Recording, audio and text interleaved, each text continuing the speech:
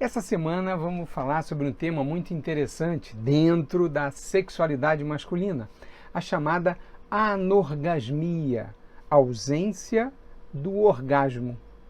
Esse é um assunto pouco comentado, pouco divulgado, talvez até pouco conhecido. Uma das razões é que é muito complexo, é muito difícil até mesmo para o médico, que não é especializado nessa área, lidar com esse tipo de queixa. Doutor, eu não consigo atingir o orgasmo. Esses próximos 2 vídeos, então, vão estar tentando discutir um pouquinho, conversar com vocês sobre a dificuldade do orgasmo, de atingir o orgasmo ou a ausência do orgasmo dentro da atividade sexual. Já pensou nisso? Já sofreu com esse tipo de problema? Conhece alguém que tenha essa dificuldade? Então, acompanhe aqui com a gente, não esqueça, se inscreva no canal, mande o seu comentário, critique, mande a sua sugestão ou o próximo tema para a gente aprofundar.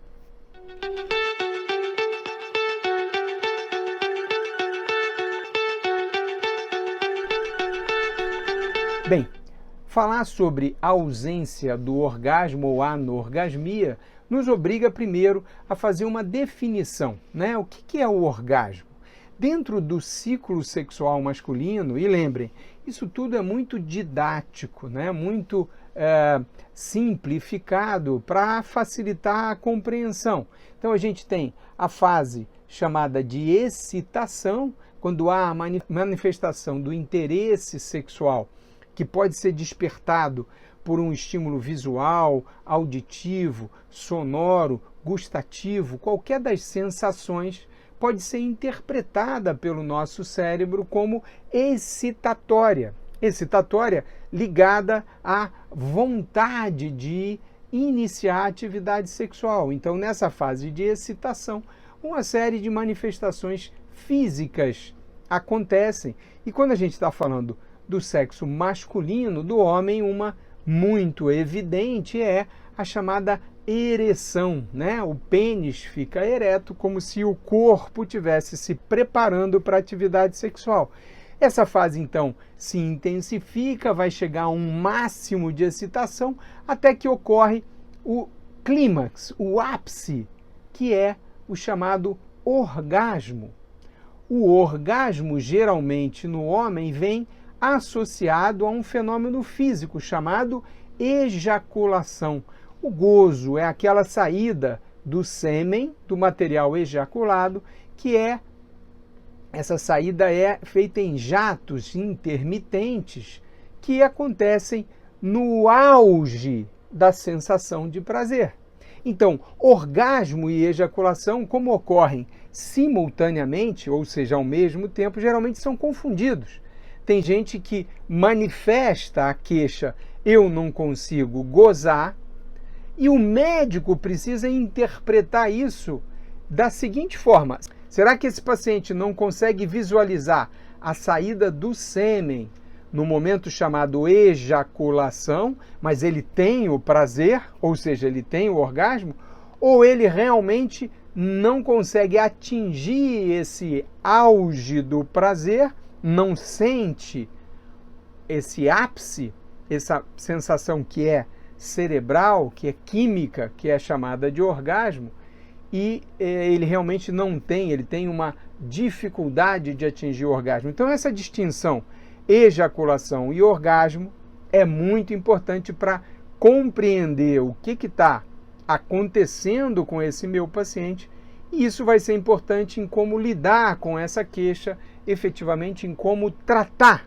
o paciente. Então, conceitualmente, ejaculação, fenômeno físico, é a saída do sêmen, que é o material ejaculado, que ocorre através de contrações rítmicas da musculatura que envolve a uretra, acompanhado do fechamento do colo vesical, da bexiga, para que haja a propulsão do sêmen no sentido anterógrado, ou seja, o gozo vai sair lá pela ponta do pênis se todo esse fenômeno muscular ocorrer da maneira correta. Ejaculação, então, fenômeno físico. Orgasmo é outra coisa. O orgasmo é algo ligado ao cérebro, é um fenômeno químico ligado aos neurotransmissores cerebrais e que vai geralmente acontecer junto com a ejaculação. Existe a possibilidade teórica do homem ter vários orgasmos, sensações prazerosas, e não ejacular. Qual seria a vantagem disso, Dr. Walter? Bem, a vantagem é, fazendo um paralelo com as mulheres, ter múltiplos orgasmos, mantendo a ereção e podendo continuar com a atividade sexual, ou seja, prolongando esse momento prazeroso. Por quê? Porque a ejaculação ela vai determinar o fim do estímulo que mantém o pênis ereto. Então, para o homem, quando ele ejacula, o pênis tende a reduzir a sua rigidez, voltar ao estado de flacidez e vai haver um intervalo de tempo para que ele consiga de novo, através da excitação, uma nova ereção. Esse intervalo de tempo é o chamado período refratário, onde o estímulo no pênis logo depois da ejaculação vai ser desagradável. É como se o pênis estivesse falando: epa, eu quero descansar um pouquinho. No jovem, na faixa dos 16, 17, 18 anos, esse período refratário é praticamente zero. Alguns rapazes conseguem ejacular e manter a ereção. Agora, conforme o homem vai envelhecendo, esse período refratário tende a aumentar. E esse é um ponto muito importante, porque alguns homens insistem em ter um comportamento sexual da época da juventude. Ou seja, vão estranhar que eles ejaculam, o pênis fica flácido, mas demora a ter uma nova ereção. É a famosa frase: doutor, já não consigo mais dar a segunda.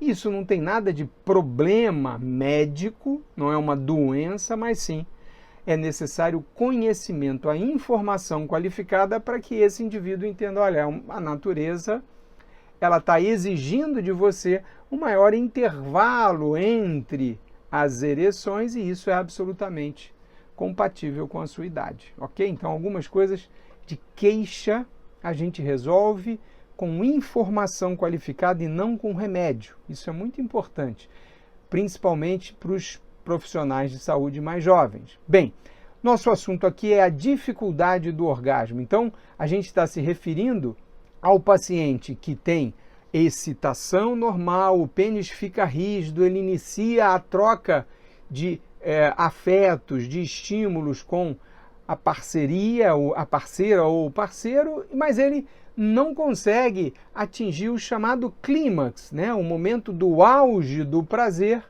que é o chamado orgasmo. Orgasmo, então, um fenômeno cerebral. Não estou falando do ato de ejacular. Mais à frente a gente vai falar sobre a ejaculação retrógrada ou a dificuldade de ter a ejaculação. E as causas são outras. Bem, a dificuldade de atingir o orgasmo, a primeira coisa muito importante que eu costumo conversar logo no início, para que o homem atinja o orgasmo, é muito importante que ele esteja relaxado, tranquilo, confiante, que ele esteja ali envolvido nesse clima positivo, nesse encontro sexual.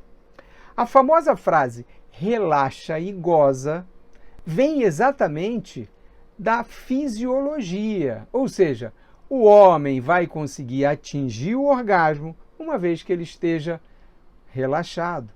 Relaxa e goza.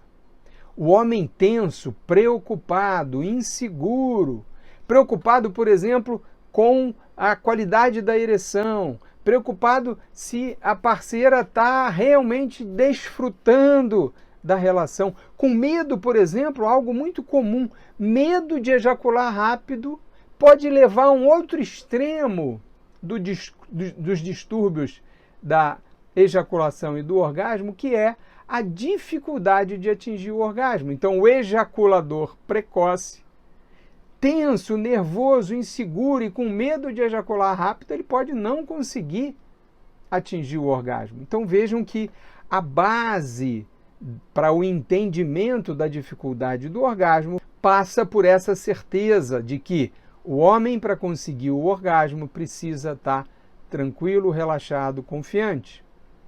Então, esse aspecto, vale lembrar, está dentro do nosso escopo e da frase que a gente martela insistentemente. A abordagem tem que ser sempre biopsicossocial. As coisas estão muito interligadas e no momento da gente fazer explicações como essa, nesse vídeo, a gente procura simplificar e manter uma certa coerência em termos da profundidade do assunto para esse público amplo que a gente pretende atingir. Mas a frase relaxa e goza explica muito do que tem a ver com a dificuldade do orgasmo. Bem, para essa queixa, eu não consigo atingir o orgasmo, isso assusta alguns profissionais de saúde porque, vejam, a quantidade de estudos nessa área, na anorgasmia ou nos distúrbios do orgasmo, é infinitamente menor do que a gente tem para outras áreas, como, por exemplo, a disfunção erétil, a impotência, ou mesmo a ejaculação precoce. Então, do ponto de vista de evidência científica, em como lidar com a anorgasmia, as informações são mais escassas. E vejam, isso é muito comum no profissional de saúde, né? Os assuntos que ele não domina muito bem, ele procura evitar, ele não questiona, ele não abre um canal de comunicação amplo com o seu paciente, até um pouco por insegurança. Então, sabendo dessa dificuldade, a gente tem que ter a humildade de expor ao paciente quais são as nossas limitações. Então, se você não sabe tratar o problema, não tente de maneira empírica resolver isso, porque pode levar o paciente a ficar ainda mais desanimado e preocupado com a consequência de um tratamento ineficiente. Então, é um assunto para especialistas. Uma prova disso é que não existe nenhum tipo de tratamento avalizado, referendado pelo próprio FDA, pela Agência Reguladora dos Estados Unidos, mostrando aí que nenhuma dessas grandes companhias farmacêuticas conseguiu desenvolver um produto que fosse aprovado pelo FDA para tratar a anorgasmia, no caso dos homens. Por outro lado, através de estudos epidemiológicos, pela própria prática do consultório, essa não é uma queixa incomum.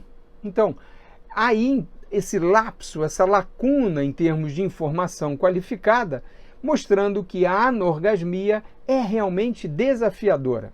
Bem, no próximo vídeo eu vou tentar explicar um pouquinho sobre as principais causas e os tratamentos direcionados para a dificuldade do orgasmo. Então, não perca, não deixe de mandar a sua dúvida, o seu questionamento aqui para o e-mail ou mesmo nos comentários do vídeo. Compartilhe com as pessoas que você acha que podem se interessar e se beneficiar com o conteúdo.